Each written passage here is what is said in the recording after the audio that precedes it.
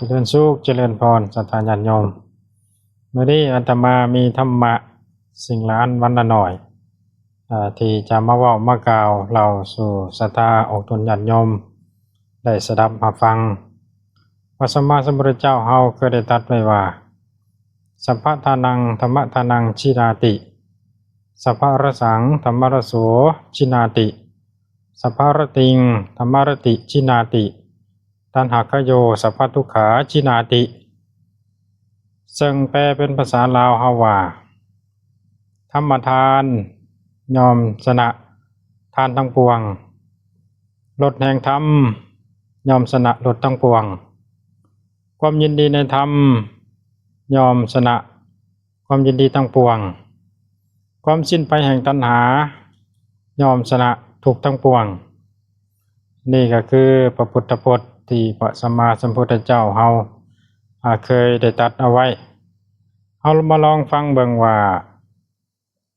พระพุทธพจน์นี้ใจความลึกๆแล้วหมายถึงหยังก็ต้องอธิบายขยายความอีกทีหนึ่งว่าธรรมทาน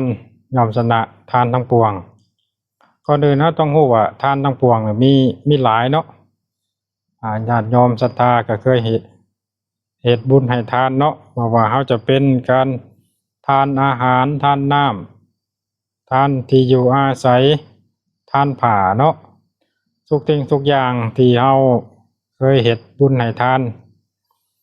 สิ่งเหล่านี้ก็ยังจัดว่าเป็นทานทั่วไปเนาะสามารถเหตุได้ง่ายบุคคลธรรมดาหรือว่าบุคคลทั่วไปไผก็มีน้ำใจสามารถให้ได้จัดว่าเป็นทานทั่วไปแต่ว่าธรรมทานการให้ธรรมะเป็นทานนี่ถือว่าเป็นทานที่สูงสุดบุคคลสามารถเฮ็ดได้ยากพอสมควรฉะนั้นแล้วบุคคลใดไปก็ตามที่มีจิตใจเอื้อเฟื้อเผื่อแผ่เผยแผ่พระธรรมคำสอนของพระสัมมาสัมพุทธเจ้าถือว่าเป็นกิริยาที่เฮ็ดได้ยากพอสมควรฉะนั้นแล้วอานิสงส์ของการ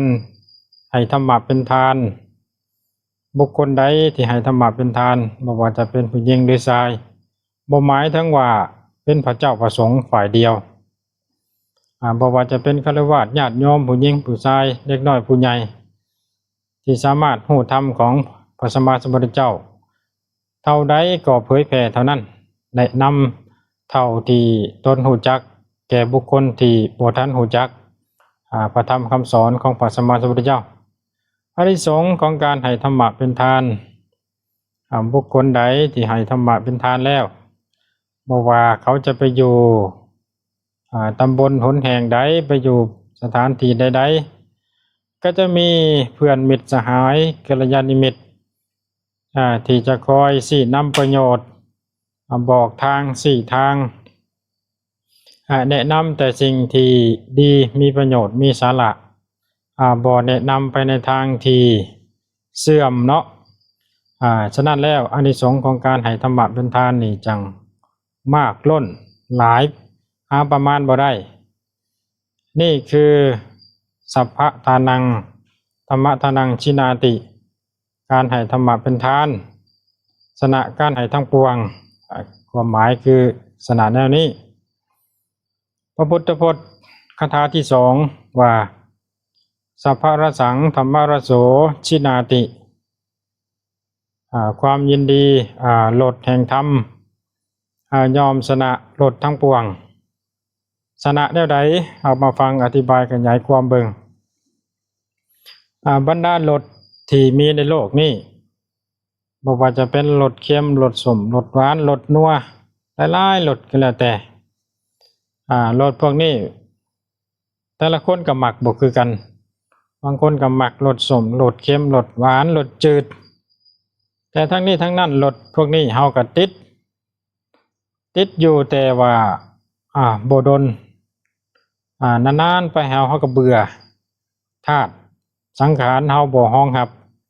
รสเดิมๆเช่นว่าคนที่มักรสเผ็ด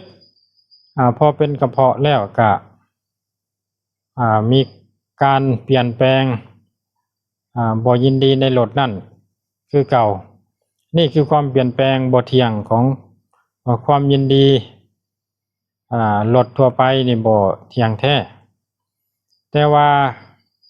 รถแห่งธรรมนี่เที่ยงแท้ถ้าบุคคลใดไผได้เสพรถคือพระธรรมคำสั่งสอน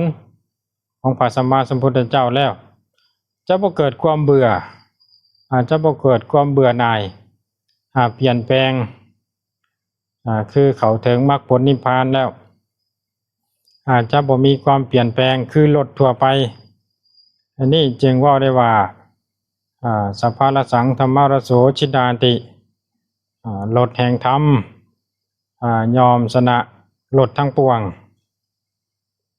3บาทปกถาปฏิ3สัพพะรติงธัมมรติชินาติความยินดีในธรรมยอมชนะความยินดีทั้งปวงถามว่าความยินดีทั่วไปกับความยินดีในธรรมนี่แตกต่างกันเท่าไหร่ความยินดีทั่วไปสัทธาญาติโยมจะมีความยินดีในไหนาตาก้าหัวสวนรถรางสมบัติยานพาหนะหรือเป็นความยินดีในภรรยาสามีพวกนี้เป็นความยินดีทั่วไปเนาะเช่นว่าความยินดีเมื่อเฮาได้ลูกมาความยินดีเมื่อเฮาได้ผัวมาได้เมียใหม่มาผัวใหม่บางครั้งบางเทื่อเฮาก็เกิดความเบื่อหน่ายญาติโยมก็สิเห็นประจักษ์ตาดีว่าในสังคมเฮามีการแต่งงานและก็มีการปะห้างย้อนหยังย้อนว่าเบื้องต้นก็เจตนาที่จะแต่งงานก็มีความยินดีซึ่งกันและกันฝ่ายหญิงและก็ฝ่ายชายพอแต่งงานไปแล้วความยินดีนั่นก็เบิดไปก็มีความเบื่อหน่ายและก็อย่าห่างกันในที่สุดอันนี้จังว่าความยินดีในสิ่งทั้งหลายเหล่านี้เป็นความยินดีทั่วไปบ่ยืนยาวบ่จีรังมั่นคงแต่ว่าความยินดีในพระธรรมคำสั่งสอนของพระสัมมาสัมพุทธเจ้านี่ประเสริฐสุดถ้าบุคคลใดได้เข้ามาเสพธรรมของศาสนาที่พระสัมมาสัมพุทธเจ้าได้ตรัสเอาไว้บุคคลนั้นจะบ่เบื่อหน่ายอาจจะมีความยินดีในธรรมที่ถาวรถ้าได้เข้าถึงมรรคผลนิพพานแล้วฉะนั้นแล้วจึงว่าได้ว่าความยินดีในธรรมชนะความยินดีทั้งปวงสุดท้ายข้อที่4ตัณหกโยสัพพทุกขาชินดาติความสิ้นไปแห่งตัณหายอมชนะทุกทั้งปวงหมายความว่าใดก็ต้องอธิบายขยายความอีกเทื่อหนึ่งเนาะบาทปกถานี่ก่อนอื่นเราต้องเข้าใจว่าตัณหาแม่นหยังตัณหานี่คือความอยากความอยากมีกามตัณหาภวตัณหาวิภวตัณหาตัณหา3นี่เว้าง่ายๆเว้าภาษาชาวบ้านเฮาน่ะว่าความอยากเช่นว่าอยากได้รถอยากได้รางอยากได้สมบัติอยากได้เคหสถานบ้านเรือนทุกสิ่งทุกอย่างที่เฮาปรารถนานั่นเป็นการดีสิ่งที่เฮาอยากได้แต่ว่าเมื่อเฮาบ่ได้มันจะเกิดความทุกข์เกิดความทุกข์ได้ศรัทธาญาติโยมแล้วมีความอยากประเภทหนึ่งก็คือในกรณีที่เฮาเจ็บไข้ได้ป่วยนี่นะเป็นของธรรมดาแต่ว่าเมื่อเฮาอยากบ่อยากเจ็บปวดเช่นว่าเฮาเป็นไข้นะเฮาบ่อยากไข้เนี่ยนะก็เป็นความทุกข์อีกประการหนึ่งเด้ศรัทธาญาติโยมถ้าเฮาบ่เบิ่งตามความเป็นจริงว่ามนุษย์มีความทุกข์เป็นธรรมดาเนี่ยเฮาจะเกิดความทุกข์เบิ่นว่าภวตัณหาวิภวตัณหาแต่ก็ทุกข์ประเภทหนึ่งก็คือความบ่อยากความอยากเป็นอยากมีอยากเป็นอยากเด่นอยากดังนี่ก็ทุกข์ได้ศรัทธาญาติโยมถ้าเฮาอยากมีบ่อนนั่งมีที่ยืนในสังคม แต่ชีวิตมันบ่เป็นดังที่เฮาปรารถนาน่ะก็คือเกิดความกระเสือกกระสนบ่ได้ตามความปรารถนาก็เป็นความทุกข์อีกประการหนึ่งนี่ก็คือว่า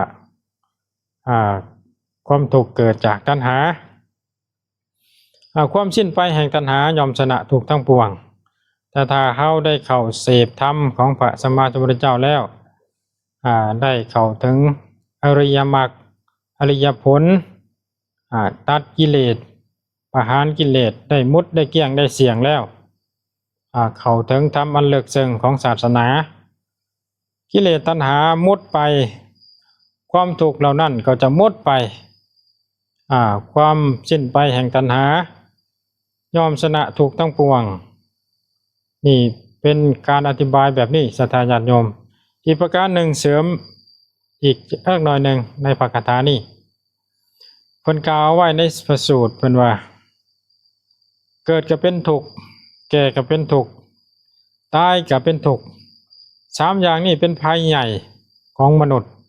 ของสัตว์ผู้เกิดมาบ่ว่าจะเป็นผู้หญิงผู้ชายทุกคนเกิดแก่เจ็บตายนี่เป็นความทุกข์